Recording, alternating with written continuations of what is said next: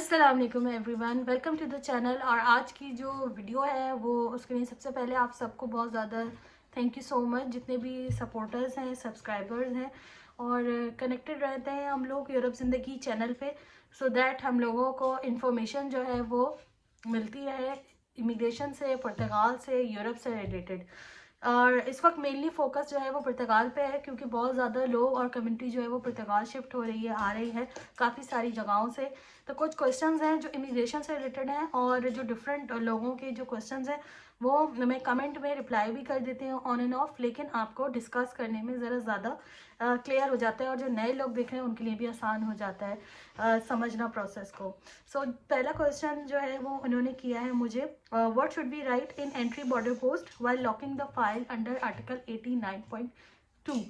जो लोग देख रहे हैं वो पहले ये समझ लें कि आर्टिकल 89.2 है क्या।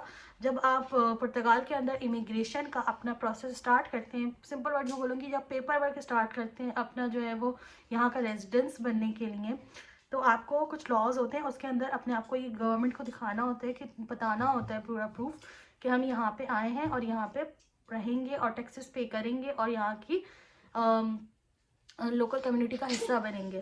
तो उसके अंदर ये है एक आर्टिकल जो कि 89.2 है। इसके अंदर ये है कि अगर आप कहीं बिजनेस करते हैं या कोई एक्टिविटी करते हैं तो वो शो कराते हैं अपनी, ठीक है। और इसी का इससे रिलेटेड क्वेश्चन है कि जब आप आ जाते हैं और वो फाइल लॉक करने के लिए, मीन्स एक प्रोसेस स्टार्ट करने के लिए जो काम कर रहे होते हैं, जब एंटर कर रहे होते हैं अपनी डिटेल्स कंप्यूटर के अंदर, इंटरनेट में, इन लोगों के इमिग्रेशन का जो प्रोसेस है उसके अंदर पुर्तगाल का, तो वहाँ पे आपने एंटर कैसे हुए थे वो लिखना है।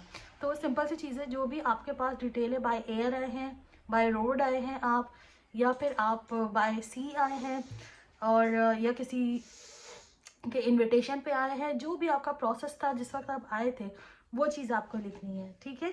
सो ये होपफुली आपको समझ आ गया होगा।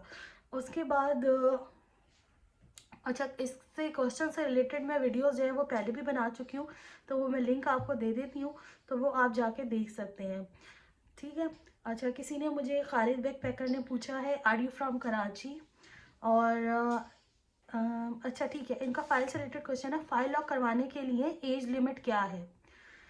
और अच्छा, इनके 2-3 क्वेश्चन हैं, वो आपको वन बाय वन आंसर कर देते हैं। फाइल लॉक करवाने के लिए जो एज लिमिट है वो 70 ईयर्स से पहले तक की है, ठीक है, क्योंकि 65 के बाद जो है वो रिटायरमेंट प्रोसेस स्टार्ट हो जाता है। लेकिन यहाँ पे लोग अपने रिटायरमेंट के बाद का टाइम भी गुजारते हैं, तो वो भी आप फाइल लॉक में एंटर कर सकते हैं, क्योंकि यहाँ पे आपको उस चीज़ का, क्योंकि बहुत सारे लोग अमेरिका से और डिफरेंट जगहों से आते हैं और वो अपना जो एक टाइम है वो यहाँ पे पीसफुली गुजारना चाहते हैं, तो उनकी फाइल लॉक हो जाती है और उनको इमिग्रेशन में कोई मसला नहीं आता, ठीक है। So age is just a number.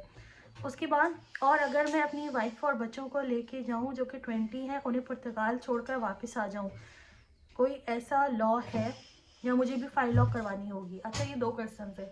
एक तो ये कह रहे हैं कि या तो वो पुर्तगाल आए, पूरी फैमिली को ड्रॉप करें, क्योंकि कुछ फैमिलीज होती हैं ऑब्वियसली और वो अकेले ट्रैवल नहीं कर सकती, या फर्स्ट टाइम ट्रैवल किया है, या यूरोप फर्स्ट टाइम आ रहे हैं, तो ये एक कंसर्न्स होते हैं। तो बिल्कुल आप आ सकते हैं और आके अपनी फैमिली को यहाँ पे सेट करें, ठीक है, और उनका सारा जो प्रोसेस है वो स्टार्ट करें और उसके बाद आप जाएँ, ठीक है। और इसके अंदर आपको एक टिप देती चलूँ कि सबसे पहले आप अपॉइंटमेंट देखिएगा कि आपका अपॉइंटमेंट कब का मिलता है, और आपका जो सेफ की फाइल लॉक होगी वो किस तरह से होगी, ठीक है। वो आपका प्रोसेस पूरा प्रॉपर होना चाहिए।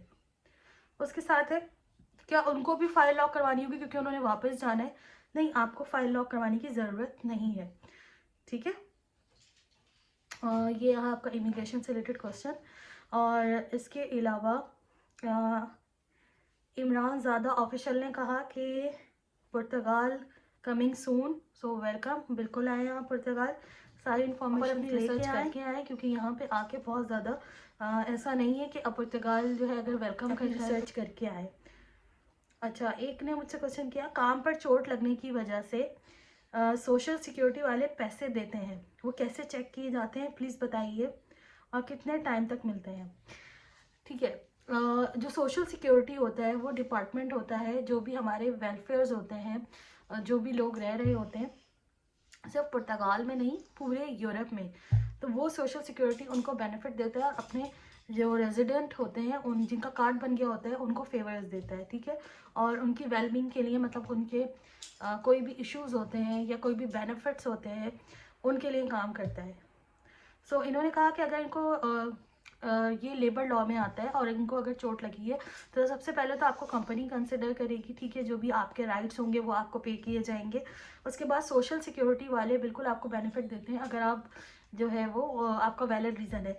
अच्छा, इनका क्वेश्चन ये है कि वो कैसे चेक करते हैं। तो वो आपने अपने जो आपके पास आपका गिवन सोशल सिक्योरिटी का एक नंबर होता है, वो नंबर होगा, वो आप जाके एंटर करेंगे अपनी वेबसाइट पे जो कि इनकी सोशल सिक्योरिटी की है, और इनकी ऐप भी है। तो आप उस पर एंटर करेंगे तो आपकी डिटेल्स सारी आ जाएंगे, और उसी में आपका पासवर्ड भी इन्होंने दिया होता है। और अगर आपके पास ये चीज़ नहीं है तो आप डायरेक्ट जाएँ सोशल सिक्योरिटी के ऑफिस, और अगर आपकी चोट लग गई है जैसे, तो आप नहीं जा सकते तो आप अपने बिहाफ पे किसी को जो है वो, एक बार तो आपको वहाँ जाना पड़ेगा, साथ लेके जाएं जो कि पुर्तगीज़ बोले स्पेशली। और क्योंकि अक्सर जो है वो जो स्टाफ बैठा होता है उससे इशू होता है बात करने में, तो आप जो है वो लैंग्वेज बैरियर की वजह से साथ जाएं और अपना ये उनसे सारी डिटेल जो है वो ले सकते हैं। चेक करने के लिए आसान तरीके मैंने आपको बता दिया कि आप अपने एप्लीकेशन पे जाके या फिर अपने वेबसाइट पे जाके ये एंटर करके चेक कर सकते हैं। अच्छा, इन्होंने एक और क्वेश्चन किया कि वो इनको शो नहीं हो रहा है, जो इनकी ईमेल आईडी है या फिर जो सोशल सिक्योरिटी का अगर कोई इशू है तो वो ईमेल नहीं हो रहा है, तो आपने जाके कंप्लेन करनी है। मैंने एक मेरी फ्रेंड है मेडोलिना, उनके साथ वीडियो बनाई थी, वो वीडियो को लिंक में दे देती हूँ, आप देख सकते हैं जाके। इनके साथ भी ये इशू था कि इनको कुछ बेनिफिट्स आने थे सोशल सिक्योरिटी के, जो कि पूरा मंथ जो इसका डिले अक्सर चीज़ों में आ रहा है गवर्नमेंट की तरफ से, जो कि प्रोसेस चल रहा है। तो इन्होंने वहाँ पे जाके अपनी अपेयरेंस दी और उनसे बात की, तो फिर उनका वो इशू क्लियर हुआ और उनकी जो मंथली जो उनके बेनिफिट आता था वो फिर आया, ठीक है। तो अगर वो नहीं शो हो रहा है और नहीं ऐसा कुछ हो रहा है तो आपने खुद जाना है वहाँ पे। उसके बाद एक और क्वेश्चन जो कि इमिग्रेशन से ही और पुर्तगाल की रेजिडेंस से रिलेटेड है, अनिल सिंह ने किया। Please answer my question, IRS file करना ज़रूरी होती है? पहला क्वेश्चन है इनका। दूसरा है या फिर किसी वजह से कंप्लीट नहीं कर पाए हैं अपनी IRS के टैक्स वगैरह, तो क्या फ़ाइन लगेगा? या मैं 2022 प्लस 2003 की IRS 2024 में फिल करूं तो मुझे 2022 वाली IRS को फ़ाइन नहीं पड़ेगा? Give me answer. IRS पहले देख लें होती क्या है। ये होते हैं इनकम टैक्स रिटर्न्स, जो कि गवर्नमेंट को सबसे ज़्यादा जो अपने यहाँ पे इमिग्रेंट्स आते हैं उनसे रिक्वायर्ड होते हैं। ऑब्वियसली ये इमिग्रेंट्स को पुर्तगाल वेलकम ही इसलिए करता है क्योंकि इन लोगों ने इनकम टैक्स रिटर्न्स को फाइल करना होता है। तो ये जो इनकम टैक्स रिटर्न्स होते हैं IRS, ये इतनी इंपॉर्टेंट चीज़ है कि अगर आप पूरे साल के एंड पे देखते हैं तो आपको अगर कोई लोन चाहिए, कोई बिजनेस करना है, या अपना कोई भी पेरेंट्स को बुलाना है, या कोई भी ऐसे काम करना है, तो आपको ये इनकम टैक्स रिटर्न्स की पूरी जो डिस्क्रिप्शन होती है इसी के बेस पे आपका प्रॉफिट कितना रहता है, आपका कितना जो है वो क्या पूरे साल का बैंक के साथ ट्रांजेक्शन्स रही हैं, ये सारी इस पर डिपेंड करती हैं। सो क्वेश्चन इनका यहाँ पे ये है कि अगर इन्होंने फिल नहीं किया है, ठीक है, जो डिटेल्स इनकी इनकम टैक्स की है, जो आपका अकाउंटेंट करता है, अगर आप कोई बिजनेस करते हैं आपको अकाउंटेंट प्रॉपर हायर करना पड़ता है, वो करता है, या आपका लॉयर करता है, इस तरह की सारी डिटेल, तो ऑब्वियसली आपको फ़ाइन लगेगा क्योंकि ये बहुत इंपॉर्टेंट है और इसी पे पूरा जो है वो सारे डिस्क्रिप्शन होगी।